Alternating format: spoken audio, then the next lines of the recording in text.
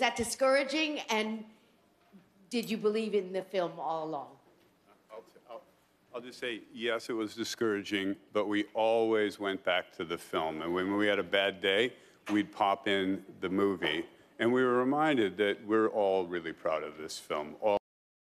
Hi, Brooke Obie, Shadow and Act. I'm wondering if, since Donald Shirley was omitted from the thank you speech, that you had anything that you wanted to say about Donald Shirley. And also, I'm wondering if the controversy surrounding the storytelling and the lens through which the story was told will change the way that you tell stories in the future.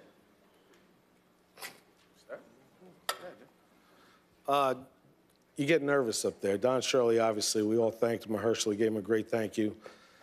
If you're discussing the Don Shirley family thing, that falls on me, but Don Shirley himself told me to not speak to anyone. He told me the story that he wanted to tell. He protected his private life and all the things, other things about him, miraculous things about him. He was an amazing man. He told me, if you're going to tell the story, you tell it from your father, me, no one else. Don't speak to anyone else. That's how you have to make it. And also, he told me, don't make it till after I pass away. So I just kept my word to that man. I wish I could have reached out to Don Shirley's family. I didn't even know they really existed until after we were making the film, and we contacted his estate for music. And then the filmmakers, we invited them all to screenings and discussions. But I personally was not allowed to speak to his family per Don Shirley's wishes. I'm an Italian from New York. They call that a stand-up guy. I kept my word to the man, and that's the reason for that. So, but Don Shirley and my father together had an amazing story together and went on the road and changed each other. And I think that comes out, that's why the film is what it is. It's because of the both of them.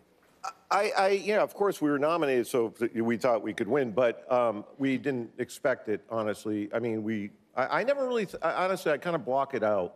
It's like if I watch a football game and I need my team to score, I just leave the room, and they will. If I'm watching them, they won't. So I just kind of thought about everything but winning this thing, and it worked. Going to 14, and then we'll go to... I just want to say one thing. These guys may or may not agree with me, but when forgetting the name of the actress who gave us the award, I don't know why, Julia Roberts, and she opened up the, thank you, she opened up the thing, and I'm not kidding, I started to talk to my friend sitting next to me, and they said, Green Book, so just to let you know, were we thinking we could win? I kind of forgot that we could, and you know. Viggo Mortensen's character at all related to the people who wear MAGA hats today or Donald Trump? And what is your message from the film to America in this very polarized political time? I never thought of him as a MAGA guy.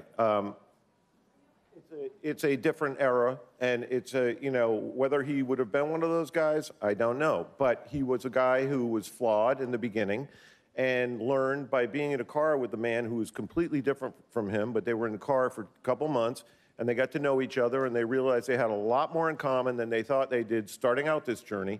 And the message is, talk to each other, and you'll find out we all have a lot in common. And, you know, it's a hopeful message, because sometimes it seems like there is no hope, but there is. All we have to do is talk, and we get closer together. I know that sounds corny and like, you know, Pollyanna-ish, but it's the truth. The only way to solve problems is to talk. Thank you very much. Thank you.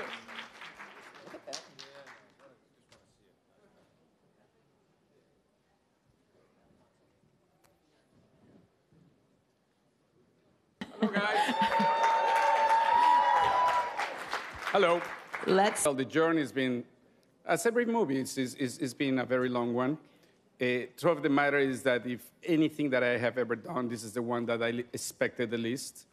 This is not what you would call Oscar bait, you know, in the paper when you do it and when you finish it and when you try to put it together for distribution. And so I'm thrilled that this is happening. Most importantly, that audiences around the world and the Academy are embracing a character who's a domestic worker from an indigenous background. Films being made in Mexico and Latin America because the government there funds or helps fund the films of those filmmakers, but U.S. Latinos born in the U.S. Don't have the same access. What do you think needs to change for Latinos in the U.S. to... No, this is an interesting question because there's so much talk about diversity, And I mean, some progress had been made, but definitely the Hispanic Americans and specifically Chicanos are really, really badly represented still. So let's go to two. It's amazing, you know. I mean, it's a huge percentage of the population. So this is a Mexican film. You know, this award belongs to Mexico. You know, it's a Mexican film in every single front. It's not that 95% of the crew was a Mexican crew. And the cast is 100% Mexican.